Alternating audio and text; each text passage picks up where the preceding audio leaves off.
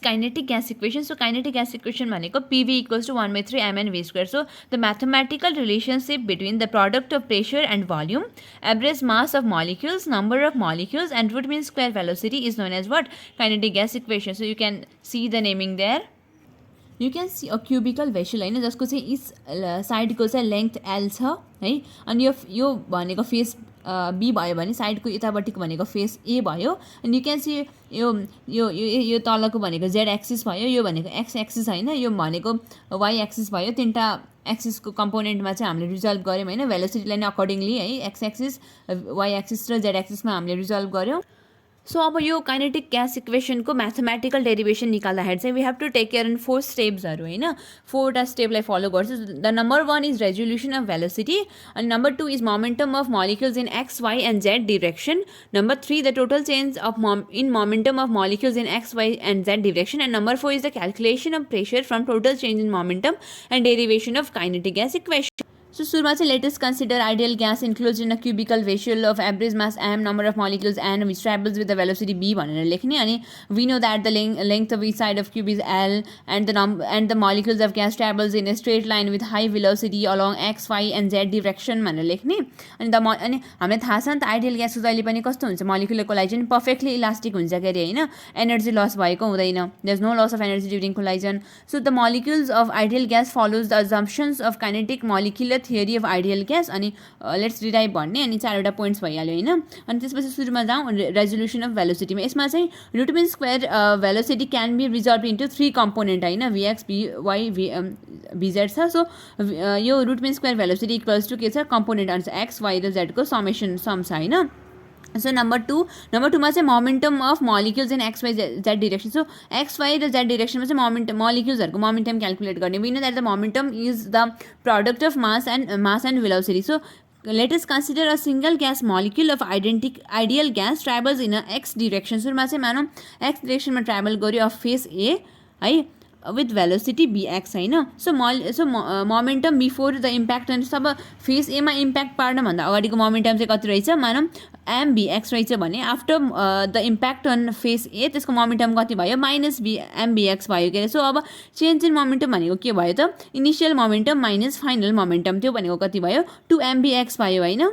के हुन्छ भन्दाखेरि फेस एमा हिट गरिसकेपछि जुन रिबाउन्डेड मोलिक्युल हुन्छ नि, रिटर्न भएको मोलिक्युल, त्यसले चाहिँ फेरि अगेन फेस एमा हिट गर्छ कि फेस बीमा स्ट्राइक गरिसकेपछि. अनि अब के भयो फेरि यसमा त कति भयो, 2L भयो कि यसको लेन्थ कभर त होइन, डिस्टेन्स कभर कति भयो, 2L भयो, किन दुईचोटि ट्वाइस हुन्छ नि त. सो 2L भयो. सो द रिबाउन्डेड जुन चाहिँ मोलिक्युल फर्केको हुन्छ, the return molecule travels 2L centimetre distance होइन, हामीलाई त्यो थाहा छ. अब हेरौँ है त, सपोज मानौँ मोलिक्युल चाहिँ VX सेन्टिमिटर ट्राभल गर्छ अरे 1 सेकेन्डमा है. अब मोलिक्युल्सले 1 सेन्टिमिटरमा कति कभर गर्ने भयो, 1/VX सेकेन्ड है.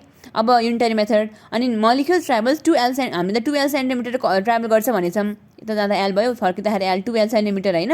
इन कति भयो, 1/VX इन्टु 2L सेकेन्ड भनेपछि कति भयो, 2L/VX सेकेन्ड भयो होइन. अब है हामीलाई थाहा छ है 1 इम्प्याक्टमा चाहिँ कति भयो, 2L ट्राभल गर्ने भयो नि त यता 1 इम्प्याक्टमा होइन. So number of impact on face A in यति सेकेन्डमा कति, सो 12/VX सेकेन्डमा कति भयो, 1 इम्प्याक्ट भयो. So number of impact on face A in 1 second कति भयो त, 1/12/VX भयो है. सो कति भयो, VX/2L भयो होइन. अब एक इम्प्याक्टमा हामीलाई थाहा छ चेन्ज इन मोमेन्टम कति गर्दो रहेछ, 2 MVX. हामीले यतापट्टि भर्खर क्यालकुलेट गरेका थियौँ नि 2 MVX भनेर, initial momentum minus final. So एक इम्प्याक्टमा चाहिँ कति गर्दो रहेछ, 2 MVX गर्दो रहेछ के अरे होइन एउटा फेसमा. अब the in VX/2L impact, VX/2L इम्प्याक्टमा कति गर्दो रहेछ, 2 MVX इन्टु VX/2L भनेपछि कति भयो, MVX स्क्वायर बाई एल भयो. VX को प्रडक्ट है, VX स्क्वायर. यो त फेस ए को कुरा भयो है. यसरी नै फेस बीमा के हुँदो रहेछ, the change in momentum of molecule per second भनेको कति भयो, MVX स्क्वायर बाई एल भयो. बीमा पनि चाहिँ सेम कुरा रिपिट हुने भयो.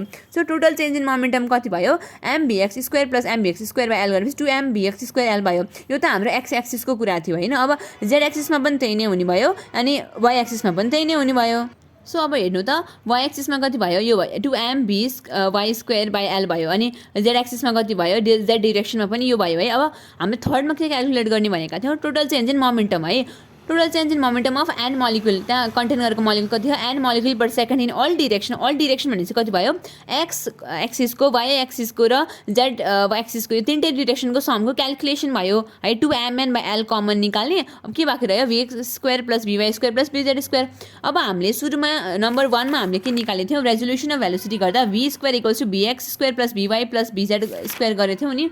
सो अब यहाँ यसको ठाउँमा हामीले के लेख्न पायो v² लेख्न पायो है। सो यो हुने भयो।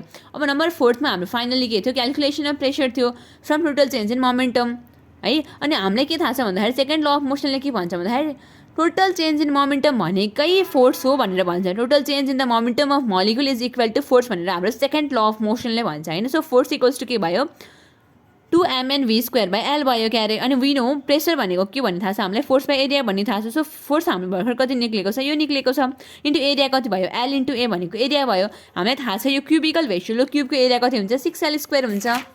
अब हेर्नु त के भयो p = 2mnv²/l इन्टु 6l² भयो। अब यो क्यालकुलेट गर्दाखेरि के भयो सो 6l² इन्टु l गर्दा l³ भयो अनि 1/3 अब 2 1 2 2 3 6 अनि गर्दाखेरि कति भयो mnv²/l³ भनेको कति हो भोल्युम v थाहा छ हामीलाई। So pv = 1/3 mnv²। So this is the required kinetic gas equation.